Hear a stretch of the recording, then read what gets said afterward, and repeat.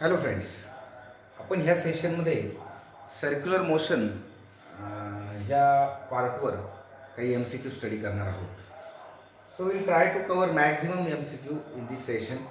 Will take M C Qs on uniform circular motion then non uniform circular मोशनमधील जे काही parts आहेत like parameters of circular motion, then applications of circular motion, dynamics of circular motion, हा सगळा area ह्या M C क्यूच्या सहाय्याने आपण cover करण्याचा प्रयत्न करू.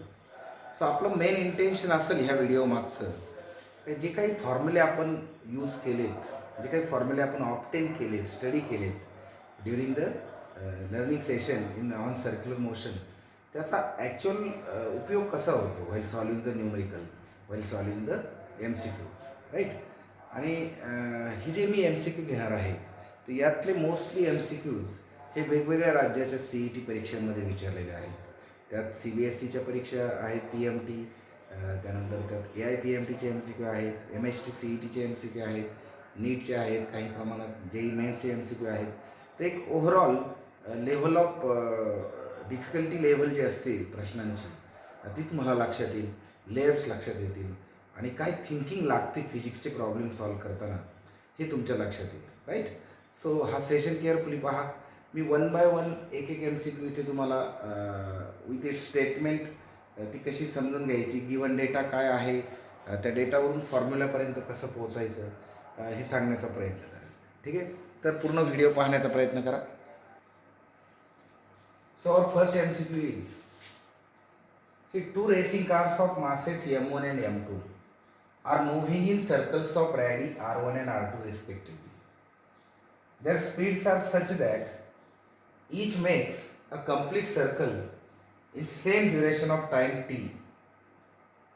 Then the ratio of angular speed of first car to the second car is, option आहेत M1 as to M2, R1 as to R2, 1 as to 1 आणि लास्ट ऑप्शन आहे M1 R1 as to M2 R2. से मित्रांनो, statement काय सांगते का cars, speed of cars are such that they each make a complete circle in same duration of time T. That means their time period are same, right.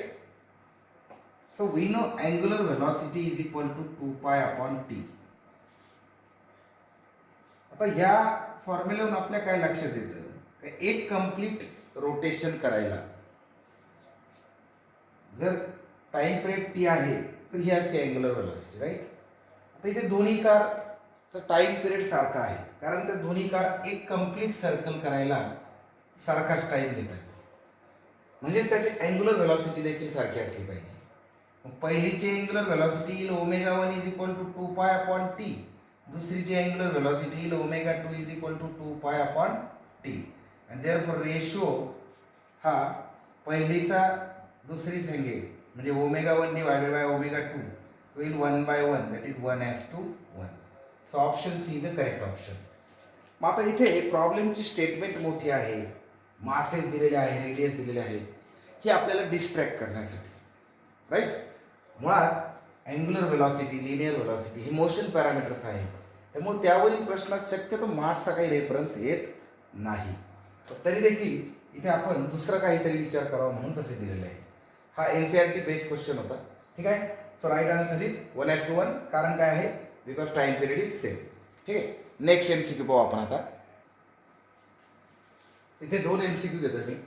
त्यातला पहिला M C Q काय पहा, सायक्लिस्ट turn around a curve at 15 miles per hour. If he turns at double the speed, the tendency to overturn is, option A आहे double, B quadruple, C half and D unchanged. MCQ चा अर्थ समजून घ्या. सायक्लिस्ट 15 माइल per hour या स्पीडने एक टर्नवर turn घेतोय, राईट. आता त्याने जर स्पीड डबल केला, दुप्पट केला, तर मग त्याला ओव्हरटर्न होण्याची शक्यता तिथे किती आहे. सो आता ओव्हरटर्निंग ऑफ सायकल का होईल at the curve, because of the centrifugal force. Right. आता आपण जर फॉर्म्युला बघितला फोर्सचा इन दिस केस सर्क्युलर मोशनच्या केसमध्ये, तो काय असतो mv² अपॉन r. आता इथे व्हेलॉसिटी दिलेली आहे 15 माइल्स पर आवर. बाकी सायक्लिस्ट तोच आहे, टर्न तोच आहे, फक्त त्या व्हेलॉसिटीमध्ये बदल होतोय. ती व्हेलॉसिटी दुप्पट होती. मग हा जो फोर्स आहे तो फोर्स ज्या प्रमाणात चेंज होईल ती झाली टेंडन्सी. तिथे त्याची फेकल्या जाण्याची शक्यता तिथे किती आहे. मग ह्या फॉर्म्युल्यावर लक्षात येईल F is directly proportional to V square. Right. मग आता व्ही जर दुप्पट झाला तर F is directly proportional to V square. म्हणजे F is directly proportional to 4v². म्हणजे हा 4 ने वाढेल. सो इथे टेंडन्सी टू ओव्हरटर्न क्वाड्रॅपल चौपट 4 टाइम्स. ठीक आहे. So the answer is option B. Right. आता आपण पुढचा MCQ पाहू. एक थेरॉटिकल MCQ आहे. कन्सेप्ट तुमचं किती क्लिअर आहे त्याच्यासाठी तो घेतोय मी. See a body is moving in a circular path with constant speed. Body circular पाथमध्ये कॉन्स्टंट स्पीडने मूव्ह होती. मग it has a constant velocity, a constant acceleration, an acceleration of constant magnitude आणि acceleration which varies with time. ती constant velocity जर म्हटलं तर velocity is a vector quantity.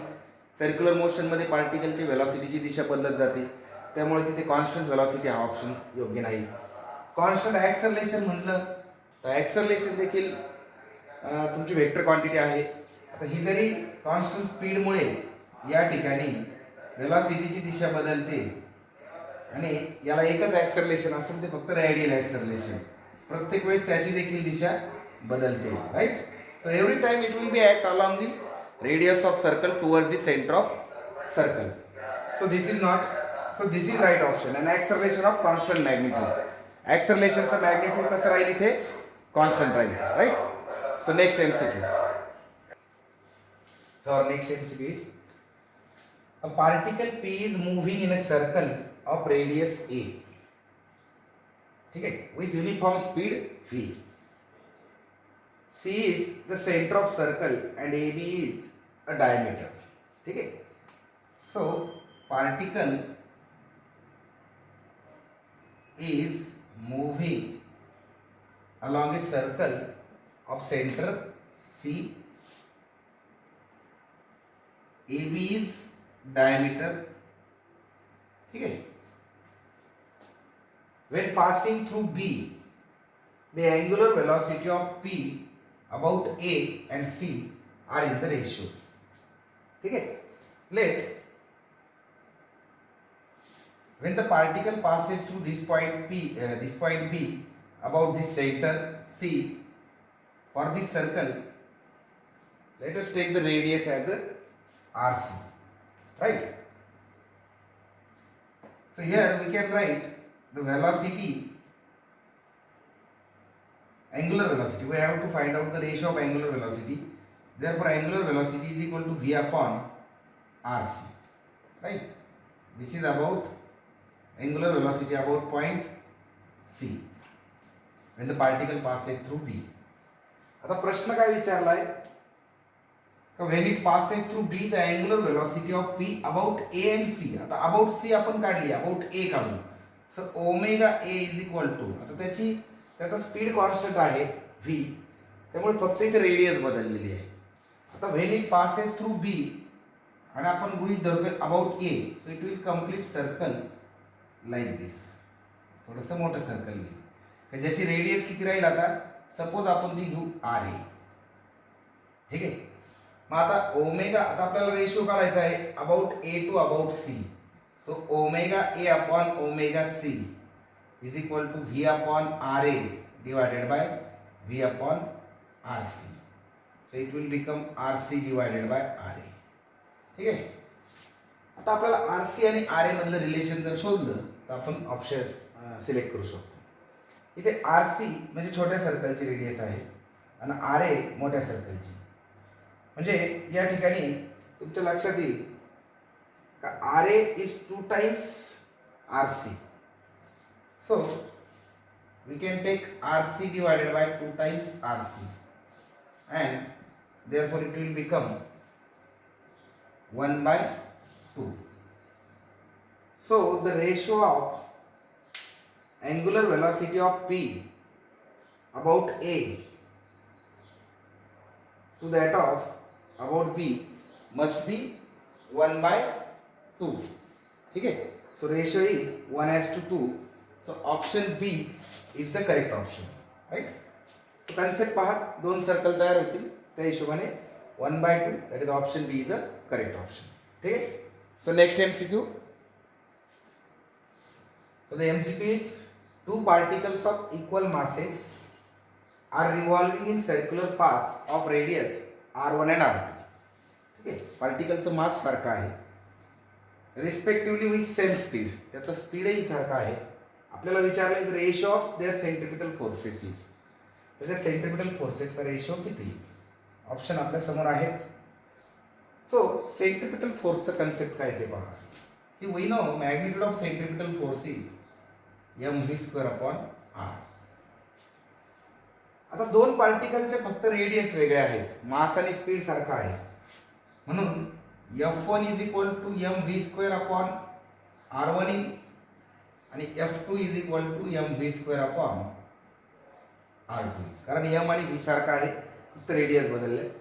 मग आपण दोघांचा जर रेशो घेतला F1 डिवायडेड बाय F2, पहिल्या पार्टिकलचा सेंट्रिपिटल फोर्स डिवायडेड बाय दुसऱ्या पार्टिकलचा सेंट्रिपिटल फोर्स, सो आपल्याला मिळेल mv²/r1 डिवायडेड बाय mv²/r2.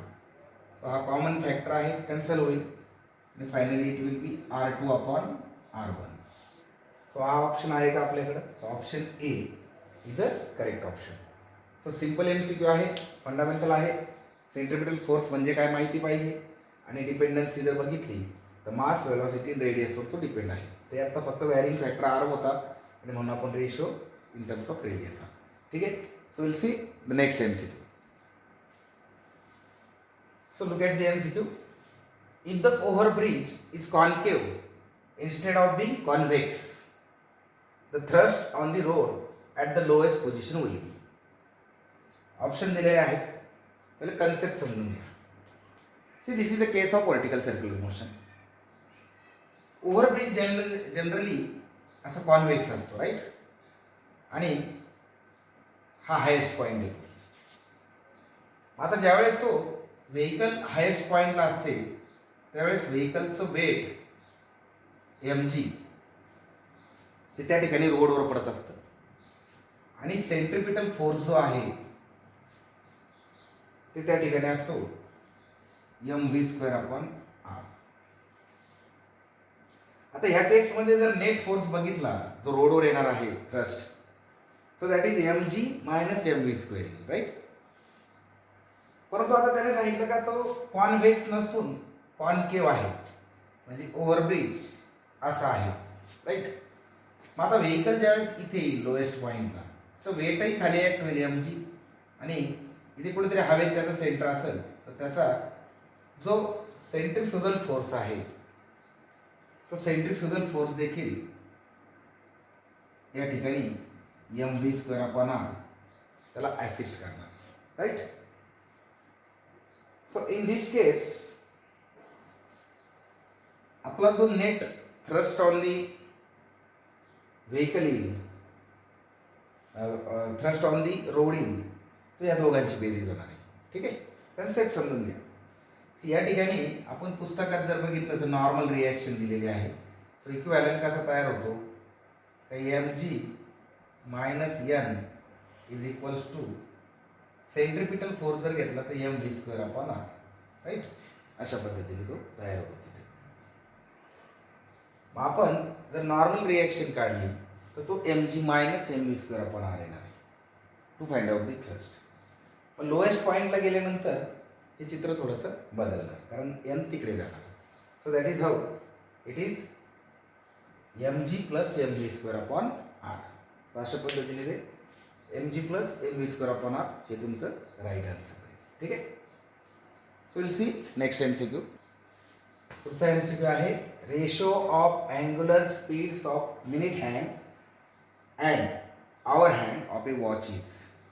घड्याळाच्या काट्याच्या मिनिट हँड आणि आवर हँड म्हणजे मिनिट काटा आणि तास काटा याच्या अँग्युलर स्पीडचा रेशो किती. सो सर्वप्रथम घड्याळ समजून घ्या. घड्याळाचा प्रत्येक काटा युनिफॉर्म सर्क्युलर मोशन करत असतो. त्यामुळे अँग्युलर स्पीड काढताना समजा मिनिट हँडचा अँग्युलर स्पीड ओमेगा एम घेतला तर तो येईल 2 पाय अपॉन त्याचा टाईम पिरियड टी एम. मग आता मिनिट काटा मिनिट हँड एक रोटेशन 60 मिनिटमध्ये कंप्लीट करतो. म्हणजे 60 × 60 सेकंद, right. So it will become. So anyway आपल्याला रेशो काढायचा म्हणून मी जास्त कॉम्प्लिकेशनमध्ये जात नाही. मी याला सेकंदमध्येच मिनिटमध्येच ठेवतो इन्स्टेड ऑफ सेकंद कॅल्क्युलेशन टाळण्यासाठी. So let it be 2 π/60 that is π/30 radian per minute, right. Unit काय घेतलं मी ते रेडियन पर मिनिट. तसंच तास काट्याचं काय omega H is equal to 2 π/TH that is 2 π upon. आता तास काटा किती वेळ घेतो एक रोटेशन कंप्लीट करायला. तो 12 तास घेतो. म्हणजे 12 × 60 मिनिट्समध्ये आपण त्याला कन्वर्ट केलं. म्हणजेच π/6 × 60 किंवा आपण जर थोडंसं इथे लॉजिक वापरलं रेशिओच्या हिशोबाने. So π/12 × 30 radian per minute. Now let us take the ratio. Therefore, Wm divided by Wh, omega m divided by omega h is π/30 divided by π/12 × 30. So यातला π/30 चा पार्ट कॅन्सल होईल. So it will be 1/1/12 that is 12:1. So the option is C. ठीक आहे. Ratio काय विचारलेला आहे तो काळजीपूर्वक बघायचा. कारण कधी कधी hour hand to minute hand विचारल्यानंतर आपण घाईघाईत तो प्रश्न चुकवण्याची शक्यता असते. म्हणून हा 1/12 देखील काही विद्यार्थी काढतात. But here ratio is minute to hour आहे म्हणून omega M to the omega H असा घेतला that is 12:1. So options are always distractors. They try to distractors. So focus ठेवायचा. नुसतं कन्सेप्ट क्लिअर असून उपयोग नाही. तुम्हाला थोडंसं प्रेझन्स ऑफ माइंड ठेवावं लागेल. लॉजिकली जावे लागेल. ठीक आहे. घाई करून चालणार नाही. So next MCQ. Look at next MCQ. An aircraft execute a horizontal loop with a speed of 150 meter per second. Right? Wings bang at an angle of 12 degree. The radius of loop is. See आता इथे aircraft. Suppose this is your aircraft, right? Now it is executing loop. So wings are banged at an angle of 12 degree. Speed of aircraft is given to us. This is V, which is 150. Angle of banking is given to us. G is given to us. We have to find out the radius of loop. So we know tan theta is equal to V square upon Rg. Therefore, R is equal to V square upon G tan theta. Right? हा formula तयार होईल. So let us put the value here.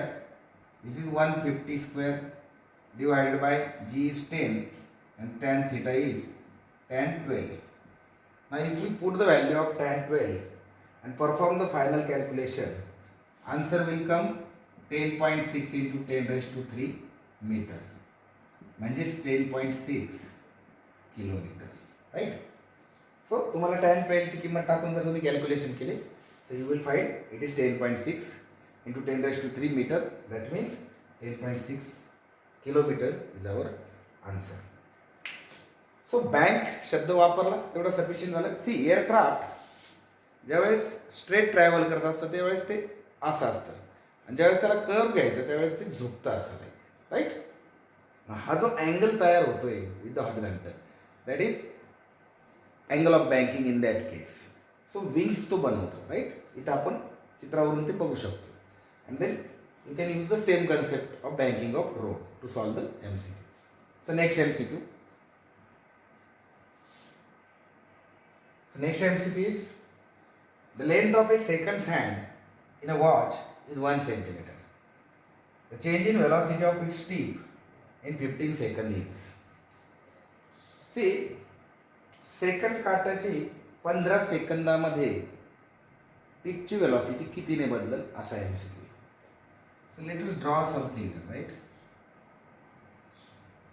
Suppose this is the circle wherein the second hand is performing, the tip of second hand is performing circular motion. हा second काटा आहे suppose, इथे तर tip, right? So 1 सेंटीमीटरचा. Initially it is at this point suppose, so velocity राहील त्याची v.